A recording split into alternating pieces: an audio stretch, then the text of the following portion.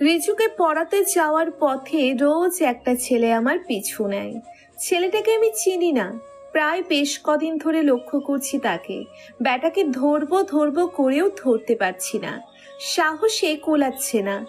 যদি সাথে ছুরি টুরি কিছু থাকে সেটা একবার আমার পেটে ঢুকিয়ে দিলে আমি সেখানেই শেষ। কেউ জানতেও পারবে না। কিন্তু সে কি চাই, কেনই বা আমার পিছু নিচ্ছে সেটা তো জানতে হবে। ছেলের মুখও দেখতে পারি না, রুমাল দিয়ে মুখ বেঁধে রাখে। রিজুদের বাড়ির রাস্তার মোড়ের কাছে এসে দাঁড়িয়ে যায় ছেলেটি। তারপর দূর থেকে আমায় দেখতে থাকে।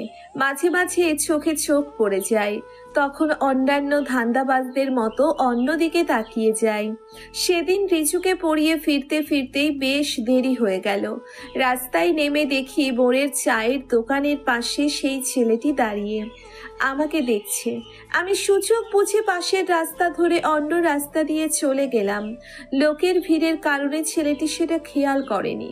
আমায় দেখতে না পেয়ে ওকে ঝুঁকি দিতে লাগলো। আমি দৌড়ে অন্য রাস্তা ধরে সেই রাস্তায় ঢুকে গেলাম যে রাস্তাটাই ছেলেটা দাঁড়িয়েছিল। সেখানে গিয়ে দেখি ছেলেটা এখনো ওভাবে দাঁড়িয়েই আমায় খুঁজে চলেছে। আমি মুখ শক্ত করে পেছন থেকে তার কাঁধে হাত রাখলাম।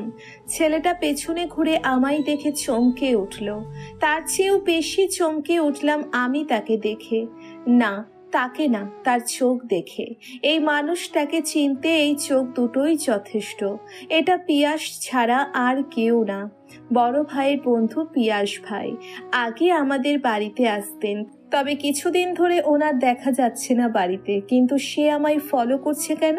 আমি এক টানে রুমালটা সরিয়ে দিলাম ওনার মুখ থেকে। উনি অপ্রস্তুত হয়ে হাসলেন। আমি ভ্রু নাচিয়ে ওনাকে এসবের কারণ জানতে চাইলাম। উনি কিছু না বলে আমার হাত ধরে চলতে শুরু করলেন। বিকালের শেষ প্রান্ত, সূর্য ডুবি ডুবি করছে, চারিদিক সোনালি আবরণে ঢেকে আছে। আমি আর পিয়াস ভাই হাঁটছি। উনি সামনের দিকে তাকিয়ে মুখে হাসি ঝুলিয়ে হাঁটছেন। দেখে বোঝা যাচ্ছে ওনার হাঁটতে খুব ভালো লাগছে। হাঁটার তালে তালে ওনার বাম পাশের গালের তিলটা নড়ছে। এই তিলটার প্রেমে যে আর কত পার পড়তে হবে কে জানে। এত স্নিগ্ধ রূপ কেন ওনার, চুলগুলো বাতাসের দোলায় নড়ে নড়ে উঠছে। সব মিলিয়ে অন্য রকম ভালো লাগছে। আমি ওনার দিকে তাকিয়ে চোখ ছোট ছোট করে বললাম, আপনি আমার পিছু কেন নিয়েছিলেন? আর বাড়িতে কেন আসেন না? উনি দৃষ্টি সামনে রেখেই বললেন, আর বলো না, তোমার ভাইয়ের সাথে ঝগড়া হয়েছে, তাই যাই না। ঝগড়ার কারণ কি? সেদিন চা খেতে গিয়ে বিল কে দেবে সেটা নিয়ে ঝগড়া হলো। তারপর চায়ের বিল না দিয়েই দুজনে চলে এলাম। পরে অবশ্য তোমার ভাই টাকাটা দিয়েছিল। তোমার ভাই এত ছোট বিষয় নিয়ে ঝগড়া করে কি বলবো, তাই তোমাদের বাড়িতেও যেতে পারি না। এত ছোট বিষয় নিয়ে আপনারা ঝগড়া কেন করেন? আর আমাকে কেন ফলো করেন? বাড়িতে তো যেতে পারি না, তাই এভাবেই দেখি।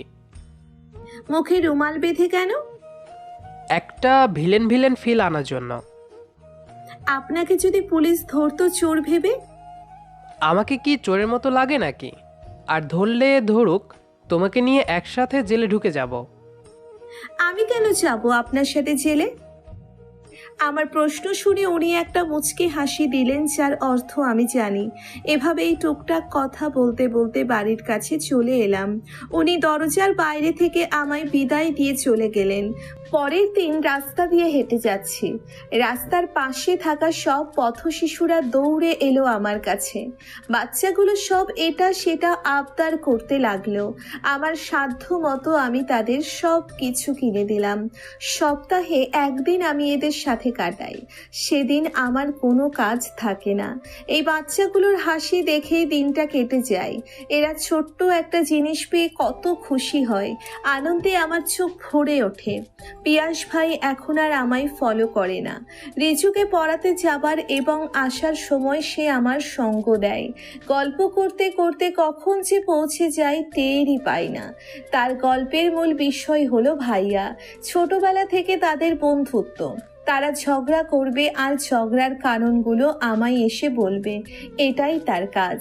পিয়াস ভাই যুক্তি দিয়ে অঙ্ক শিক্ষকদের মতো আমায় বোঝান যে তার কোনো দোষ নেই, সব দোষ ভাইয়ার। আমিও তার সাথে সাথে মাথা নাড়ি। ৩রা জুলাই আমার জন্মদিন।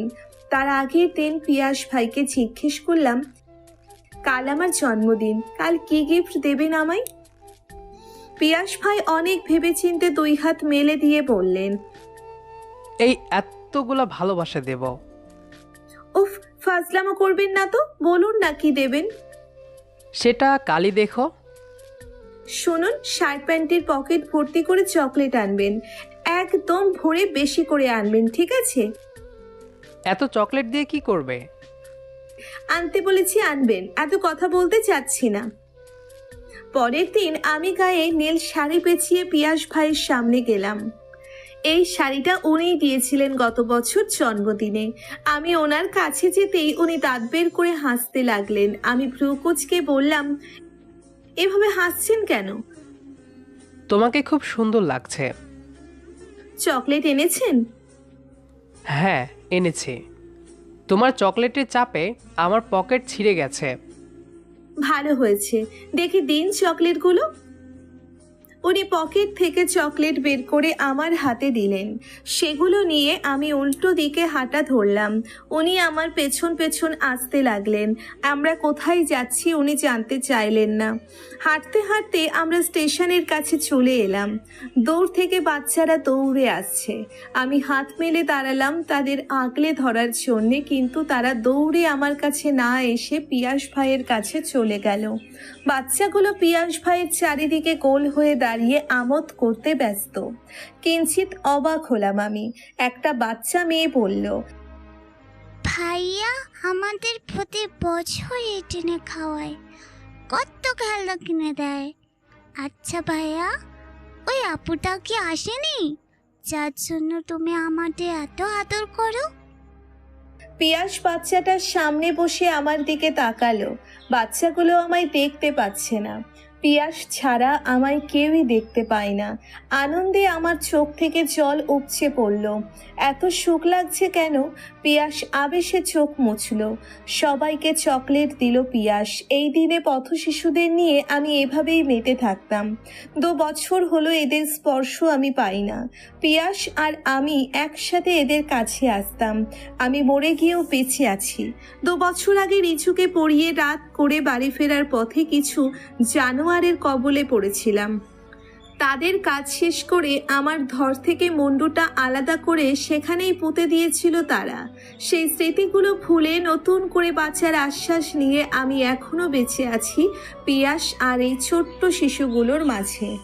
আমার আর পিয়াসের ইচ্ছে ছিল আমাদের সন্তান হলে তাদের আমরা এই শিশুগুলোর মাঝে বড় করব। ধনী গরিব বৈষম্য তারা বুঝবে না, কিন্তু সেটা আর হলো কই। পিয়াসের চোখ চকচক করছে। আর কতদিন ছেলেটা আমার জন্য বসে থাকবে? এই ছেলেটা আমার স্মৃতিচারণ করেই জীবনটা কাটিয়ে দেবে মনে হচ্ছে। তার সাথে এত ঝগড়া করি, এত করে বোঝায়, সে বুঝতে চায় না। আমাদের বাড়ি যাওয়াও সে ছেড়ে দিয়েছে। তবে ভাইয়ার সাথে ঝগড়ার বর্ণনা আমায় ঠিক শোনায়। সেগুলো শোনার জন্য হলেও আমি থাকতে চাই তার সাথে, হয়তো স্মৃতি হয়ে কিংবা কল্পনায়। ভালোবাসা কি শুধু পরিবারের কারণেই পূর্ণ হয় না? যেখানে আমরা বাস করি সমাজ নামক নোংরা নর্দমায়, সেখানে কি করে আশা করা যায় ভালোবাসার অস্তিত্ব? আমি বেঁচে থাকলে হয়তো আমাদের একটা সুন্দর সংসার হতো, কিন্তু বিষাক্ত কীটের কারণে আমার মতো অনেক মেয়েই পূর্ণ হবার আগেই ধূলিসাৎ হয়ে যায়। পিয়াসের কল্পনায় আমি আছি, আমাদের গল্পে আমরা সংসার করছি। ভালোবাসলেই কি পেতে হবে? পেয়ে গেলে তো হয়েই গেল। আমাদের গল্পটা এরকমই, দুজনের অস্তিত্ব দুদিকে, কিন্তু সত্তা মিশে গেছে অনেক আগেই। আমাদের গল্পটা এরকমই। আপনাদের গল্পটা পূর্ণতা পেয়েছিল কি? কমেন্ট করে অবশ্যই জানাবেন। আমাদের আজকের গল্পটি আপনার কাছে কেমন লেগেছে সেটা অবশ্যই কমেন্ট করে জানাবেন। দেখা হবে আবারও নতুন কোনো গল্প নিয়ে। সে পর্যন্ত আমাদের সাথেই থাকবেন। আর পুরো ভিডিওটি শেষ পর্যন্ত দেখার জন্য অসংখ্য ধন্যবাদ।